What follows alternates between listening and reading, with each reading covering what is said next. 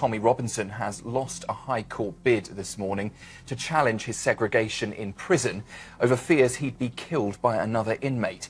He was moved to a closed wing at Woodhill after intelligence suggested a prisoner serving life there was planning to attack him. His lawyers argued his isolation breaches human rights and is harming his mental health. But the court heard that he enjoys various privileges behind bars and has no arguable claim. Robinson, real name Stephen Yaxley-Lennon, is serving 18 months in prison for breaching a court injunction. Tommy Robinson's recent treatment in HMP Woodhill has raised serious concerns and ignited a firestorm of outrage, particularly among his supporters. Robinson, a controversial figure who is no stranger to media scrutiny, has been placed under one of the strictest and most isolating security regimes imaginable. His imprisonment, however, has taken a darker turn. Despite being held in complete isolation, segregated from all other prisoners, Robinson has reportedly faced excessive and humiliating treatment by prison staff that has shocked many, including those in his inner circle. The most troubling of these reports comes from his team, who have described the conditions as not just harsh but deeply demeaning. What has sparked particular outrage is the fact that Robinson, who was already isolated under tight security measures, was subjected to a full strip search. This procedure, which Robinson's representatives argue was unnecessary and degrading, raises the question of why such an intrusive measure was deemed necessary. Robinson is being held in solitary confinement, away from any contact with other inmates and under constant surveillance. There is no reason to believe that he poses any threat to the safety of other prisoners, yet he was reportedly treated like a criminal of the highest degree, with guards conducting invasive searches as though they were looking for weapons or illicit substances, despite the complete lack of access he has to other prisoners. His team insists that this treatment was nothing short of punitive, designed not for security but to humiliate him. For Robinson, who has become a lightning rod for political controversy, this is more than just an issue of his personal treatment. It is about the broader implications for justice and accountability within the prison system. His supporters are asking why such invasive measures were necessary when Robinson has been under constant supervision, with every aspect of his life monitored to an extraordinary degree. The frustration has been compounded by the seeming lack of justification for these actions. Prison authorities have maintained that everything is being handled fairly, but this has only served to fuel the anger from Robinson's supporters. The question remains, how can it be considered fair to put someone in solitary confinement, restrict all communication, and then subject them to such degrading treatment? This treatment raises critical questions not just about Robinson's situation, but about the fairness of the system itself. If such a high-profile figure can be subjected to this treatment, one can only imagine what conditions those without the same public platform or legal representation might endure. This incident calls into question the transparency and accountability of prison systems like HMP Woodhill, especially in high-security units, and whether the treatment of prisoners is truly as just and fair as authorities claim. The treatment of Tommy Robinson in HMP Woodhill has sparked widespread anger and concern, particularly regarding the extreme security measures imposed on him. His isolation in a segregated wing, far from the general prison population, has been marked by excessive restrictions, which are becoming increasingly difficult to justify. The security procedures surrounding his incarceration have raised questions not only about his specific case, but also about the general treatment of high-profile prisoners in the UK's penal system. One of the most troubling aspects of his confinement is the strict protocol for visits. Any individual wishing to visit Robinson has to submit an exhaustive set of personal details, including their name, address, date of birth, and email address, before undergoing extensive security checks that resemble those at international airports. Visitors are required to be fingerprinted, photographed, and subjected to physical pat-downs, while their belongings are carefully scrutinized and sniffer dogs are employed to detect contraband. This level of security is certainly unusual for any inmate, but what stands out here is that Tommy Robinson is held in complete isolation with no access to other prisoners, which raises the question of why such extreme measures are necessary for a man who is essentially a prisoner of one. Despite these intense security protocols, Robinson was still subjected to a full strip search, which was conducted in a manner that his legal team describes as humiliating. For a man who has no contact with other inmates, the search seems excessive and invasive. He was made to strip naked and squat before prison staff, as if being treated like an inmate with a history of violence or criminal activity. His team has vehemently objected to this treatment, arguing that such a procedure is degrading and unnecessary, especially considering Robinson's already isolated and tightly monitored conditions. The contrast between the harsh treatment Robinson faces and the justification provided by authorities that it is for security purposes highlights a disconnect that has left his supporters frustrated and outraged. They argue that this level of humiliation is not about ensuring safety or security, but about punishing Robinson. His supporters also point out that this treatment could set a dangerous precedent, one in which any prisoner, particularly a politically controversial one, can be subjected to such extreme measures without accountability. The widespread condemnation of Robinson's treatment raises significant questions about fairness and human dignity in the prison system. If high-profile prisoners like Robinson, who are under constant surveillance, can be subjected to such invasive measures, it suggests that those without the same public scrutiny might face even harsher conditions. This incident underscores the need for transparency and a broader conversation about the treatment of prisoners in the UK, particularly those who are subject to heightened security measures. Tommy Robinson's treatment in HMP Woodhill has become a focal point for discussions about prison transparency and accountability. The invasive nature of the procedures he has been subjected to, particularly the strip search and the excessive security measures surrounding his incarceration, raises significant concerns about the state of the UK's prison system. Despite Robinson being placed in complete isolation with no contact with other inmates, he still faces procedures that seem to go beyond what would be necessary for ensuring his safety or security. For many of his supporters, the excessive treatment is seen as a deliberate form of humiliation, rather than a legitimate security measure. These supporters argue that the punitive measures imposed on Robinson are not just a product of the need for high security protocols, but rather a manifestation of a desire to break him mentally and physically.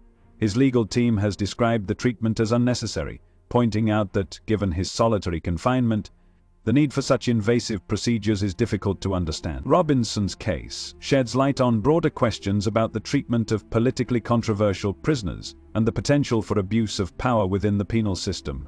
What makes this case particularly troubling is the contrast between the justification provided by the prison authorities and the reality of what is happening behind the walls of HMP Woodhill. Authorities maintain that Robinson's treatment is fair and in line with the regulations, but many are questioning whether this is an accurate depiction of the situation.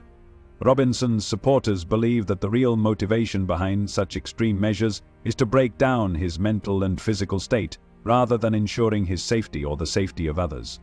The treatment Robinson has faced is not an isolated incident. It raises questions about how the prison system handles high-profile figures, and whether this system disproportionately targets individuals whose political views or public profiles make them unpopular with the establishment.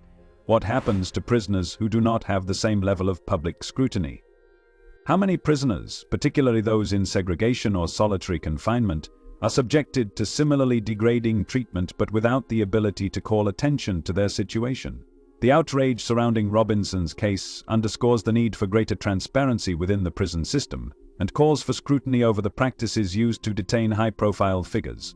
If a person who is already under extreme supervision can be subjected to such invasive procedures, it raises concerns for the treatment of all prisoners, particularly those who do not have the same public platform to speak out about their experiences. Ultimately, Robinson's situation highlights the urgent need for accountability in the prison system, ensuring that no one, regardless of their political views or public standing, is treated in a way that undermines their dignity or humanity. Tommy Robinson's treatment in HMP Woodhill has sparked significant controversy, raising serious questions about the fairness and transparency of the UK's prison system, particularly for high-profile figures.